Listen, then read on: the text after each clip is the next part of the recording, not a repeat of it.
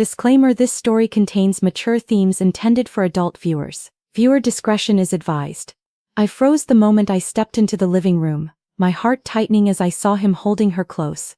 The air between them was thick, heavy with unspoken words and a tension that hummed like electricity.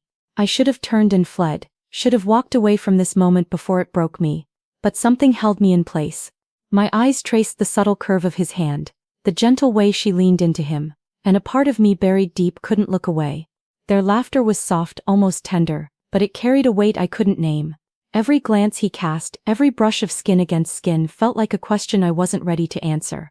And yet, even as my chest ached with jealousy and confusion, there was a pull I couldn't resist, a magnetic force that whispered I was meant to stay, even if only to witness what was unfolding. She smiled, unaware of the storm she had stirred within me, or maybe aware and daring me to feel it. He leaned closer, and for a heartbeat our eyes met across the space that had suddenly shrunken between us. Time slowed, the world narrowing to the heat of his gaze, the familiarity of his presence. My hand trembled, but I stayed seated, waiting, suspended between restraint and surrender. And then, as if reading the unspoken words in my eyes, he reached for me. I didn't pull away, I let him, and in that moment everything changed. Though the room remained silent, the air buzzed with the promise of something we had both denied for too long. He didn't speak at first. His hand lingered near mine, fingertips barely brushing, sending a shiver up my spine. The silence between us was loaded, heavy with everything we hadn't said, everything we'd tried to ignore. I could feel the warmth of his body next to mine, the faint scent of him that always seemed to find me even in crowded rooms. My heart raced, but I stayed seated, caught in a moment that felt like it existed outside of time. She had left the room minutes ago, and suddenly it was just the two of us, the quiet punctuated only by the subtle sounds of our breaths. His gaze held me captive, soft yet intense, like he was seeing every thought I had tried to hide. I wanted to speak, to break the tension, but words failed me. Instead, our eyes locked, lingering longer than propriety allowed, communicating the storm raging beneath the surface. When he leaned closer, it was almost accidental. Or at least that's what I told myself. A lock of hair fell across my forehead, and his hand instinctively moved to tuck it behind my ear. A simple gesture that felt intimate, almost forbidden. My pulse jumped. I shouldn't, I whispered, but he only shook his head slightly, a silent plea that begged me to stay. Every fiber of me wanted to obey, wanted to close the distance between us, yet something restrained me. Guilt, fear, the memory of boundaries we hadn't crossed. Each tugged at me even as desire clenched my chest.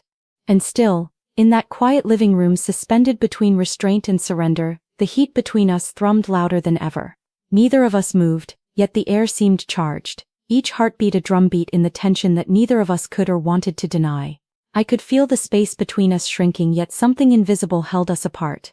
Every glance he threw my way, every subtle movement of his hand, carried a weight I couldn't name. I wanted to reach for him, to close the distance completely, but 1,000 unspoken truths pressed against my ribs, whispering restraint. He shifted slightly, and our fingers brushed a fleeting, almost accidental touch, but it sent a jolt through me that I couldn't ignore. My breath caught. He seemed to notice the tension in his jaw softening as his eyes flicked downward for a fraction of a second before meeting mine again. There was a longing there, a pull that defied logic, yet neither of us spoke the words that might shatter the fragile bubble holding us in this moment. The room felt smaller, warmer, as though the air itself had thickened with the weight of what we both wanted but couldn't claim. I remembered why I had sat there in the first place. The boundaries we weren't supposed to cross, the promises we had made to ourselves, the past that lingered like a shadow behind every heartbeat. And yet every reason to pull away only sharpened the ache of desire, making it almost unbearable. He leaned in, a whisper closer than reason allowed, his gaze holding mine with a magnetic intensity. I felt my resolve falter, my walls cracking, and for a heartbeat I imagined giving in entirely. But then, like a gust of wind, the moment shifted and I pulled back, not because I didn't want him but because I wanted him too much, too fiercely, too completely. And so we remained, suspended in a quiet storm of longing and restraint, every glance and brush of skin a testament to the desire neither of us dared to name aloud. The room had fallen into a fragile hush, a quiet that felt louder than any words could be. Every sound, the faint tick of the clock, the distant hum of the city outside, seemed amplified against the electric tension crackling between us. I could feel his breath, warm and steady, brushing against my cheek, and my own heart seemed to answer with a rhythm I could barely control. He leaned a fraction closer, just enough that our shoulders brushed. It should have been nothing, but it felt like everything. 1,000 unspoken feelings surged at once: longing, guilt, desire, and a memory of the comfort we had always shared, now tinged with something forbidden. My hand itched to reach out, to feel the steadiness of him, but I held it at my side, trapped in the tension of wanting and knowing I shouldn't. I don't know why I'm still here," I whispered, my voice trembling more than I expected. His eyes softened, and for a moment I thought he might answer, might admit the same storm swirling inside him. Instead, he just moved a hair closer, and the faint scent of him, wood, warmth, familiarity, overwhelmed me. The space between us seemed impossibly small now, charged with everything we hadn't allowed ourselves to say. I could feel the heat in my chest, the rapid pulse at my throat, as if the air itself had thickened with our unspoken truths. His hand twitched almost imperceptibly, and I swore I felt it brush mine. But it could have been a trick of the imagination, a heartbeat playing in rhythm with mine. Our eyes locked, and in that silent gaze the world fell away. I wanted to speak, to confess the longing that had built like fire inside me, but the words caught in my throat. And yet there was an understanding there, raw and electric, that didn't need to be spoken. The closeness, the brush of warmth, the charged quiet, it all said what neither of us dared to voice. We hung suspended, teetering on the edge of surrender, every nerve alight with tension. And then in the stillness I realized this moment, fragile as it was, had changed everything. Something had shifted, though nothing had yet fully happened. The room seemed to hold its breath, waiting for the inevitable spark that might finally set it all aflame. Rain tapped softly against the window, a gentle rhythm that matched the beating of our hearts. The room was dim, lit only by the warm glow of a single lamp, casting long, soft shadows that danced across the walls. Every sound, the patter of the rain, the whisper of fabric as we shifted closer, seemed magnified in the intimacy of the moment. He moved just slightly, and I felt the warmth of him brush mine. Her breath melted into his as our gazes held, a language unspoken yet understood. The world outside ceased to exist. There was only this suspended bubble of quiet heat where every glance and every subtle touch spoke volumes. His hand found mine at last, not with urgency but with careful intent, fingers interlacing in a way that sent shivers along my spine. Their bodies spoke the words they couldn't say: trust, longing, a surrender of the walls we had built too long. The brush of his hand against mine, the closeness of our shoulders, the almost imperceptible tilt of our faces toward each other. It was a conversation written in sensation, in emotion, in heat that simmered just beneath the surface. I leaned into him slightly, and he responded in kind, the closeness electric but tender. I felt every breath he took, every heartbeat, and in that silent exchange the truth of us unfolded. There was no need for words. The room, the rain, the soft lamplight, and the gentle pressure of skin against skin said everything we had held back. Time slowed, and for the first time that evening I let go entirely. Not in recklessness but in surrender. Letting the emotions flow, letting the connection speak louder than logic, than fear, than everything else.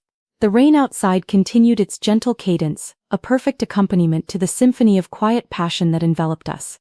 And there, in that suspended, breathtaking moment, everything we had denied, everything we had longed for, was finally present. The night felt infinite, alive with desire and tenderness, a perfect balance of longing fulfilled and unspoken promises kept. We existed only in each other's presence, a warmth and closeness that neither of us wanted to end. The first light of morning seeped softly through the curtains, painting the room in muted gold and silver. The air felt heavy, thick with the residue of last night's surrender. We sat side by side on the sofa, not speaking, letting the quiet settle over us. The warmth of his presence still lingered, comforting and unnerving all at once. I traced the edge of the cushion, pretending to focus on anything but him, but every glance caught him looking back at me, eyes full of the same confusion, longing, and unspoken questions. The night had changed everything, yet nothing had been fully named. Guilt and exhilaration mingled in my chest, a tangled knot I didn't know how to untangle. "Dewey," I started, my voice barely above a whisper, and he shook his head, a soft, almost sad smile brushing his lips. There was no need to finish the question. The answer was in the quiet understanding between us. We had crossed lines we couldn't take back. Yet it felt inevitable, as if the universe had pressed pause long enough for this truth to reveal itself. A knock at the door startled us both. I froze, heart leaping. He glanced at me, and I knew we both felt the sudden, sharp intrusion into our fragile bubble. Slowly he rose, walking to the door. Through the glass I saw a familiar figure, a friend, unexpected, early for a visit. My stomach flipped. Our private night suddenly felt exposed, yet in that moment I realized it didn't diminish what we had shared. It only made it more real, more undeniable. He returned, offering no explanations, only a hand that brushed mine as he sat again. That simple contact, fleeting, deliberate, was a promise of connection, of acknowledgement, of the intensity we had awakened. I didn't know where we went from here, whether this was love, an escape, or something in between, but I knew one thing: whatever this was, it had changed us irrevocably. The morning stretched on, quiet and heavy, filled with tension and possibility. And in that stillness I understood that some moments, fragile, breathtaking, and electric, didn't need answers. They simply existed, and sometimes that was enough.